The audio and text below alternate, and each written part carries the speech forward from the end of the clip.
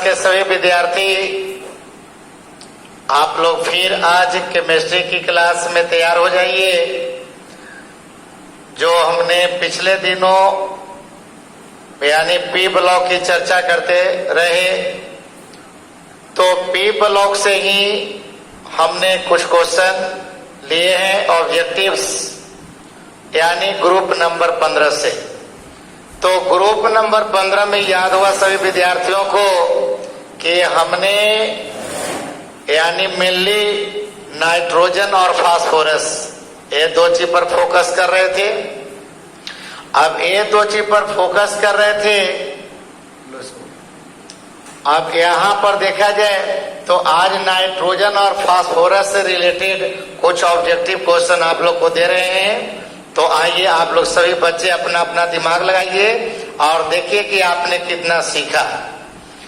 देखिए सबसे पहले क्वेश्चन हमने डाला था, जो देखिए कंफ्यूजन वाला क्वेश्चन होता है अक्सर लड़कन के लिए, कि अमोनिया के जलीय विलयन में, देखा यहाँ जलीय बढ़ आ गया, अमोनिया के जलीय विलयन में कार्बन डाइऑक्साइड गैस प्रवाहित करने पर प्राप्त होता है। सुनिएगा, अब यहाँ पर अमोनिया का जलीय विलयन, खाली कभी कभी क्वेश्चन पूछेगा कि अमोनिया और कार्बन डाइऑक्साइड कह देगा, आज जलीय विलयन हटा लेगा, कहेगा कि शुष्क अमोनिया में कार्बन डाइऑक्साइड गैस प्रवाहित करने पर क्या होता है। तय याद करना सभी विद्यार्थी कि यूरिया बनता है। क्या बनता है? यूरिया। कब कहना ये बात को है कि जब अमोनिया और कार्बन डाइऑक्साइड, अगर यही दो चीज अगर रहता है तो ऐसी परिस्थिति में जवाब देना है यूरिया। लेकिन अगर मान लेते हैं कहता है कि अमोनिया का जलीय विलयन, देखो थोड़ा सा मिस कर जाता है लड़का यहाँ पे, अमोनिया का जलीय विलयन में अगर कार्बन डाइऑक्साइड गैस प्रवाहित करता है तो ऐसी स्थिति में यूरिया न चुन करके चुन लीजिएगा आप लोग अमोनियम कार्बोनेट। क्या चुन लीजिएगा? कारण कि देखा जाए यहां से हो गया अमोनिया और अमोनिया में ले लिया कौन चीज? जल, और जल में फिर दिया है कौन चीज? Carbon dioxide. इतना चीज हो गया। तब रिएक्शन के बाद देखिए अमोनिया जल में घुला, तब पहले अमोनियम बना लिया और वो जाकर के यहाँ पर जुड़ गया तो कार्बोनेट हो गया, मतलब बन गया अमोनियम कार्बोनेट। बात समझिए सब लड़कन, केमिस्ट्री हो या फिजिक्स हो, ऑब्जेक्टिव बनाते समय थोड़ा सा बारीकी दीजिएगा, कारण थोड़ा सा भी अगर मिस कर जाते हैं कंडीशन को तो वहां पर ऑब्जेक्टिव का आंसर बदल जाएगी। इसलिए वहां पर थोड़ा सा होशियारी से काम करना है, जल्दीबाजी नहीं। जल्दीबाजी में ही हम लोग देखिए कभी कभी बड़ा मिस कर जाते हैं और बाद में पछताने लगते हैं, इसलिए कंडीशन जरूर देखिएगा। सेकेंड क्वेश्चन जो हमने डाले हैं, देखा जाए कि सिल्वर क्लोराइड, सुनिए, सिल्वर क्लोराइड अमोनिया के विलयन, यहां भी देखो अमोनिया के विलयन में घुलकर बनाता है। ठीक है, अमोनिया के जलीय विलयन कहता है, अमोनिया के जलीय विलयन में किसको घुला दिया? Silver chloride. तो याद कीजिए आप लोग के अमोनिया की जांच करने का कई तरीका बताए थे।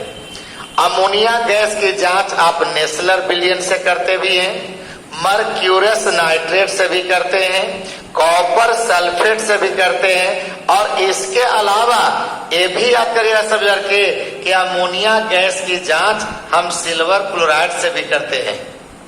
अगर सिल्वर क्लोराइड को अमोनिया के जलीय विलयन में अगर डाल देते हो तो यहाँ पर याद करना सब लड़के कि एक जटिल अणु का निर्माण हो जाता है, और वो जटिल अणु देखा जाए यही बनता है तुम्हारा डाइएमिनो, अमोनिया केवल ये है डाई, डाइएमिनो सिल्वर फर्स्ट। यहाँ सिल्वर का संयोजकता कितना हो जाएगा?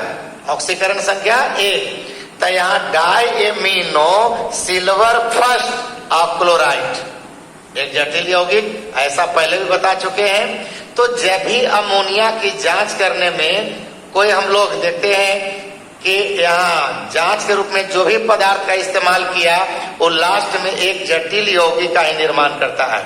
नहीं, कॉपर सल्फेट का प्रयोग किया तो अभी देखता है एक जटिल यौगिक बनाया था, नहीं कि अमोनियम सल्फेट बना दिया था। यहाँ भी देखिए एक जटिल यौगिक का ही निर्माण करता है। तब समझिए अब ये तरह का क्वेश्चन होता है। एक क्वेश्चन भी देखिए एग्जाम में कई बार पूछ चुका है, यानी अम्लराज।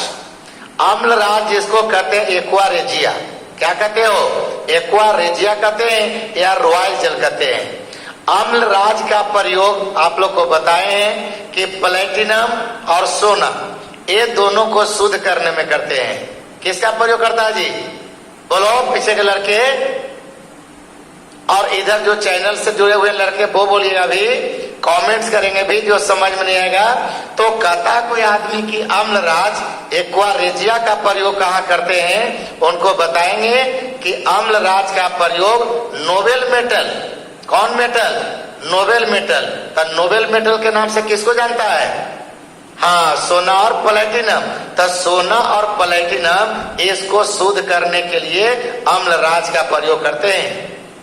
और अम्लराज में क्या मिलाते हैं, तो नाइट्रिक अम्ल मिलाते हैं और हाइड्रोक्लोरिक अम्ल मिलाते हैं। लेकिन पूछेगा कि के भाग नाइट्रिक एसिड और के भाग हाइड्रोक्लोरिक एसिड, तो लड़कन कभी कभी कंफ्यूज कर जाता है। लेकिन आज क्लियर कर लेना है कि अम्लराज में नाइट्रिक अम्ल और हाइड्रोक्लोरिक अम्ल का अनुपात जो होता है ये हमेशा याद करेगा लड़कन, 1:3 होता है। माने नाइट्रिक अम्ल 1 भाग लेते हैं तो हाइड्रोक्लोरिक अम्ल 3 भाग लेना पड़ेगा। बात समझ हो, तो इसलिए अब कभी कभी लड़कन कहीं चुन दिया 3:1, देखिए मिस कर गया यहाँ पर, यानी अनुपात पलट दिए हैं। तो इसलिए हमेशा के लिए दिमाग में बैठा लीजिएगा सभी लड़का लड़की कि यहाँ पर नाइट्रिक एसिड 1 भाग लेते हैं और हाइड्रोक्लोरिक अम्ल 3 भाग लेते हैं। ठीक है, तो यहाँ 1:3 चुन लेना है। आगे देखिएगा, अब कहता मेटाफास्फोरिक अम्ल यानी HPO3 में कहता कि फास्फोरस का ऑक्सीकरण संख्या क्या होगा। तो ऑक्सीकरण संख्या आप मन मन भी निकाल सकते हैं। कैसे, अब हाइड्रोजन का देखिए +1 हो गया जी, ऑक्सीजन का -2 तो 3 दूनी 6, तब -6 हो गया। अब -6 में से 1 घट गया था, बाकी बच गया -5। इधर है -5 तो उधर हो जाएगा +5, यानी +5 इसका जवाब होगा। बात समझ ऐसा लड़का न, हाँ कोई भी अगर इस तरह का यौगिक दे करके और अगर ऑक्सीकरण संख्या पूछता है तब मने मन बता दिएगा। जैसे यहाँ ऑक्सीजन का 1 परमाणु का होता है -2, तो 3 है तो 3 दूनी 6, यानी -6 हो गया। और हाइड्रोजन का देखिए +1 है, कारण कि हाइड्रोजन किससे जुड़ल है, फास्फोरस से। अब फास्फोरस एक नॉन मेटल है, अधातु। तब पहले ही सीखा है कि अगर हाइड्रोजन अधातु के साथ जुड़ा है तो इसका ऑक्सीकरण संख्या +1 होता है, लेकिन धातु के साथ अगर जुड़ेगा तो -1 होता है। एक मतलब कि ऑक्सीजन का हो गया 3 दूनी 6, -6 में घट गया -5 और उस हट गया तो हो गया +5। इसलिए हम लोग कहेंगे कि यहाँ पर मेटाफास्फोरिक अम्ल में फास्फोरस का ऑक्सीडेशन नंबर अगर पूछ दिया तो बोलेंगे +5। क्या बोलेगा, +5। समझ रहे हो, कोई दिक्कत नहीं।